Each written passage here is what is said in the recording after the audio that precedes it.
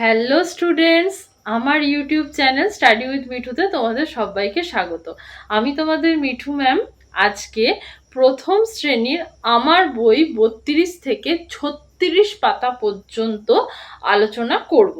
এখনো পর্যন্ত আমরা প্রথম শ্রেণীর আমার বই 1 থেকে 31 পাতা পর্যন্ত আলোচনা করেছি। এই ভিডিওতে আমরা 32 থেকে 36 পাতা পর্যন্ত আলোচনা করব। তাহলে তোমাদের আমার বইয়ে 32 নম্বর পাতাতে কি রয়েছে চলো দেখে নেওয়া যাক। 32 নম্বর পাতাতে রয়েছে, দেখো, অনেকগুলো ছবি দেওয়া রয়েছে আর নিচে লেখা রয়েছে students will look at the picture and identify the objects. মানে তোমরা এখানে ছবিগুলোকে দেখবে আর কোনটাকে কি বলে সেটা তোমরা আইডেন্টিফাই করবে। ঠিক আছে, দেখো প্রথমেই কি রয়েছে, প্রথমেই রয়েছে একটা ফুটবলের ছবি। ঠিক আছে, তারপরে কি রয়েছে, একটা ইউনিফর্ম নয়, একটা জামা, একটা ড্রেসের ছবি রয়েছে। এরকম ইউনিফর্ম তো হয় না, একটা ড্রেসের ছবি রয়েছে। তারপরে রয়েছে দেখো একটা পাখার ছবি, ফ্যান। তারপরে রয়েছে ক্যালেন্ডার। ঠিক আছে, বাড়িতে ক্যালেন্ডার তোমরা নিশ্চয়ই দেখেছো থাকে, সেই ক্যালেন্ডারের ছবি রয়েছে। তারপরে রয়েছে একটা বেঞ্চের ছবি। তারপরে রয়েছে একটা ব্যাটের ছবি। তারপরে রয়েছে একটা চার্টের ছবি। আগেরটা ছিল ক্যালেন্ডার, এটা ছিল চার্ট। ঠিক আছে, তারপরে রয়েছে একটা গ্লাসের ছবি। গ্লাসের মধ্যে আবার কি রয়েছে, জল রয়েছে, গ্লাসের ছবি রয়েছে। তারপরে রয়েছে দেখো একটা ল্যাম্পের ছবি। ঠিক আছে, ল্যাম্প বাড়িতে থাকে, নিশ্চয়ই দেখেছো, ল্যাম্পের ছবি। তারপরে রয়েছে একটা ইউনিফর্মের ছবি। আগে যেটা আমরা দেখলাম লাল রঙের ছিল, সেটা কিন্তু ইউনিফর্ম নয়, সেটা কিন্তু হচ্ছে একটা ড্রেস। কারণ কি ইউনিফর্ম ওই রকম দেখতে হয় না। কিন্তু এই যে সবুজ রঙের যে একটা জামার ছবি আমরা দেখতে পাচ্ছি, এটা হচ্ছে একটা ইউনিফর্ম। ঠিক আছে, তো কোনটাকে কি বলে সেটা তো বলে দিলাম, দেখে নিশ্চয়ই বুঝতে পারছো কোনটাকে কি বলে।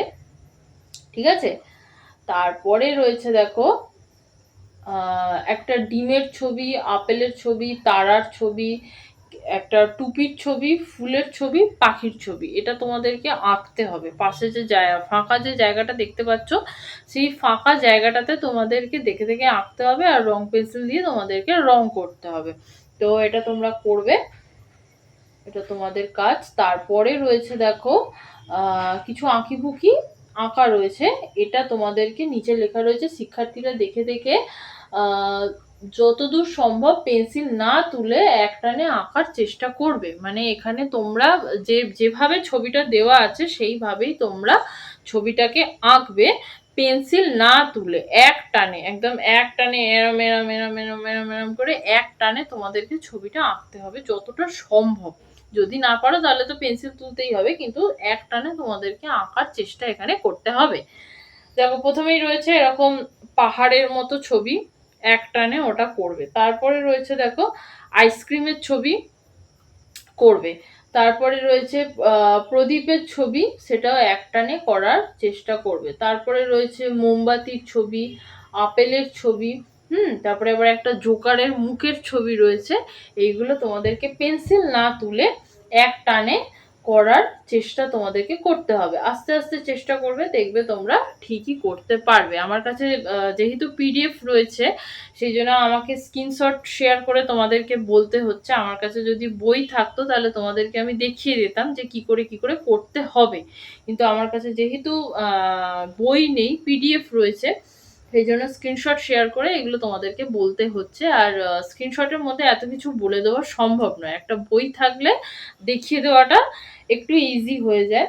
তো যাই হোক, তোমরা এটা চেষ্টা করবে, চেষ্টা করলেই তোমরা পারবে, এটা কোনো অসুবিধা নেই।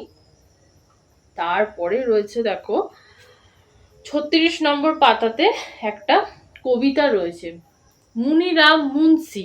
ঠিক আছে, এই কবিতাটা আজকে আমরা পড়বো। চলো।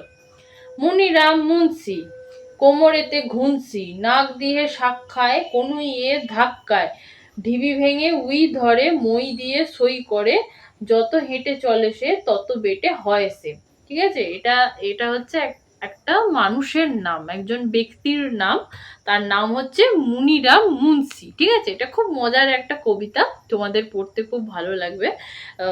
সেই মানুষটার নাম হচ্ছে মুনিরাম মুন্সি। তো কি বলছে, মুনিরাম মুন্সি কোমরেতে ঘুনসি। কোমরেতে কি আছে? ঘুনসি আছে। তারপরে রয়েছে নাক দিয়ে শাক খায়। আমরা কোনো খাবার, শুধু শাক বলে নয়, কোনো খাবার কি করে খাই? মুখ দিয়ে খাই। কিন্তু মুনিরাম মুন্সি শাক খায়, মানে কি করে খায়? নাক দিয়ে, নাক দিয়ে শাক খায়। ঠিক আছে, কনুইয়ের ধাক্কায়, এরকম কনুইয়ের ধাক্কায়, কনুই কোনটা? এইটা, কনুইয়ের ধাক্কায়, এরকম কনুইয়ের ধাক্কায় নাক দিয়ে শাক খাচ্ছে। ঠিক আছে, ঢিবি দিয়ে ঢিবি ভেঙে উই ধরে। উই মানে ঢিবি বানায়, উই পোকা, এক ধরনের পোকা উই। তো উই পোকার ঢিবি বানায়, সেই ঢিবিটাকে ভেঙে উই ধরছে। মই দিয়ে সই করে। আমরা সই কি করে করি? পেনে করে করি। তোমরা তো সই করবে না, এখন ছোট। আমরা যারা বড় আছি তারা সই করি কিসে করে করি? পেনে করে সই করি। কিন্তু এখানে মুনিরাম মুন্সি মই দিয়ে সই করছে। ঠিক আছে, যত হেঁটে চলে সে তত বেটে হয় সে, মানে যত হেঁটে চলে যাচ্ছে তত সে বেটে হয়ে যাচ্ছে, ছোট হয়ে যাচ্ছে। তো এটা একটা খুবই মজার একটা নাটক, মানে নাটক নয়, কবিতা, মজার একটা কবিতা, যেটা কিনা তোমাদের পড়তে খুব ভালো লাগবে, আর আমাদেরও বেশ পড়াতে ভালো লাগবে। তো যখন আমি বলছি তখন নিশ্চয়ই আমাকে দেখে হাসি পাচ্ছে। হাসি পাওয়ারই কথা, একটা মজার কবিতা এখানে, একটা মজার কবিতা এখানে আছে, হাসি পাওয়ারই কথা। মুনিরাম মুন্সি, প্রথমেই দেখো একটা ছবি দেওয়া আছে, এরকম গোপ এরম করছে। মুনিরাম মুন্সি, ওই ওই মানুষটার নাম হচ্ছে মুনিরাম মুন্সি। কোমরেতে ঘুনসি, কোমরেতে দেখো একটা বাঁধছে কিছু একটা দড়ির মতো, ওইটা হচ্ছে কোমরেতে ঘুনসি। নাক দিয়ে শাক খায়, হাতে দেখো শাক রয়েছে, আবার এরকম করছে, এরকম করে কি করছে? নাক দিয়ে শাক খায়, নাক দিয়ে শাক খাচ্ছে। ঠিক আছে, কনুইয়ের ধাক্কায়, এরম, ছবিটা কিরম আছে? এরম আছে, এরম, কনুইয়ের ধাক্কায়, কনুই, কনুইয়ের ধাক্কায়। হাসি পাচ্ছে জানি আমাকে দেখে, আমারও যে পড়াচ্ছি আমারও হাসি পাচ্ছে, কারণ কি কবিতাটাই খুব মজার, সেই জন্যই হাসি পাচ্ছে। মানে কেউ কবিতাটা পড়ে বা পড়িয়ে না হেসে থাকতে পারবে না, এতটাই মজার।